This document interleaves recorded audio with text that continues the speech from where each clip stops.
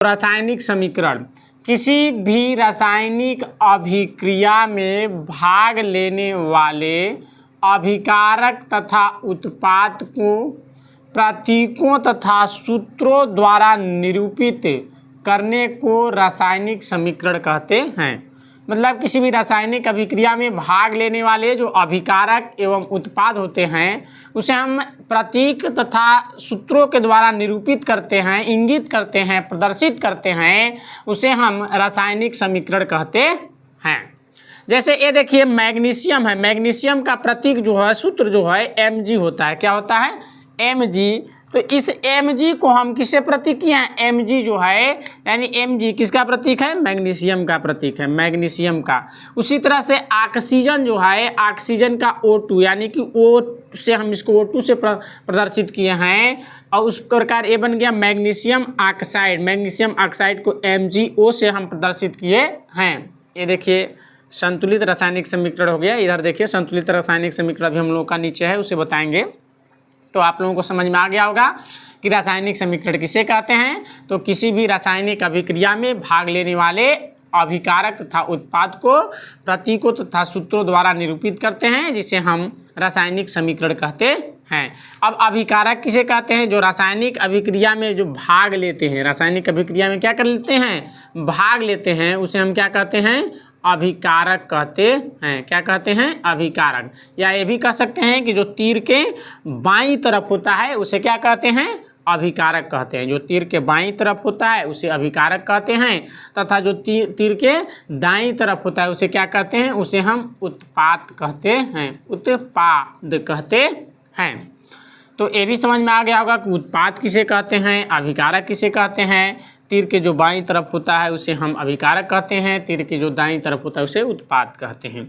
अब चलिए हम लोग जानते हैं कि संतुलित रासायनिक समीकरण किसे कहते हैं।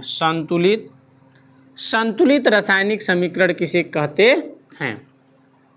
रासायनिक अभिक्रिया में भाग लेने वाले अभिकारक तथा उत्पाद दोनों तरफ प्रत्येक परमाणु की संख्या बराबर होता है, उसे संतुलित रासायनिक समीकरण कहते हैं।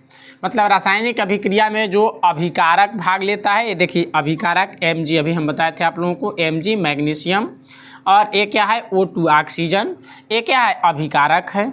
ये परमाणु यानी मैग्नीशियम का परमाणु, इधर देखिए मैग्नीशियम कितना है? 1 है। इधर मैग्नीशियम कितना है? 1 है। यहाँ देखिए ऑक्सीजन कितना है? ऑक्सीजन के परमाणुओं की संख्या यहाँ 2 है। कितना है? 2 है। अब यहाँ ऑक्सीजन की अगर परमाणुओं की संख्या आप लोगों से पूछता है तो ऑक्सीजन के परमाणु की संख्या क्या है? 1 है।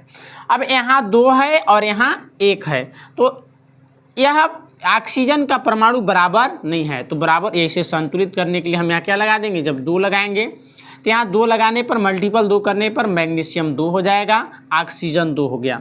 ऑक्सीजन के परमाणु की संख्या क्या हो गया? बराबर हो गया, लेकिन मैग्नीशियम यहाँ 2 हो गया और मैग्नीशियम यहाँ 1 है, तो यहाँ हम लगा देंगे 2। तो मैग्नीशियम के भी यहाँ 2 हो गया, ऑक्सीजन भी यहाँ 2 है, यहाँ भी मैग्नीशियम 2 है, यहाँ भी ऑक्सीजन 2 हो गया। तो हम इसे क्या कहेंगे? संतुलित रासायनिक समीकरण कहेंगे। अर्थात रासायनिक अभिक्रिया में भाग लेने वाले अभिकारक तथा उत्पाद के प्रत्येक परमाणुओं की संख्या क्या होती है? बराबर होती है, इक्वल होती है, उसे हम संतुलित रासायनिक समीकरण कहते हैं। ये द्रव्यमान संरक्षण के नियम का भी पालन। द्रव्यमान संरक्षण आप लोग पढ़े होंगे कि द्रव्यमान संरक्षण में यानी कि प्रत्येक भाग लेने वाले यानी कि जो परमाणु होते हैं उसे यानी कि जितना भाग लेने से पहले होता है उसे उस भाग लेने के बाद भी उतना ही द्रव्यमान उसका बचता है या रहता है।